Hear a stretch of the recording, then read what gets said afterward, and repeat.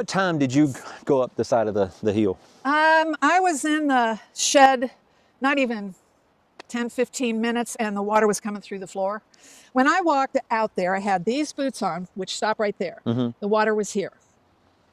I started back over here. The water was already behind the house. It was mid-thigh. I mean, it came up. So you didn't have time to think, well, I need to go find this or get that. Oh, no, I mean, no, it was no, kind I of didn't like, know. I knew I needed to go you straight needed up to go on the hill. Wow. And that's what I did. And how long were you on the side of the hill? I sat 4 hours over here in the rain. I was afraid to be under the oak. I just didn't know what was going to happen. Once it stopped raining and I knew the limbs were okay, I went over and sat under the oak tree for another 4 hours. Yeah. Until neighbors were watching me.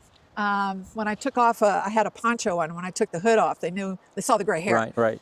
And there was like a 4-foot gap between the bridge and the bank. And one of my neighbors, Mike Riley, he came out with his backhoe and he was cutting up trees Saturday morning so that people could get down at least one lane, filling in that hole.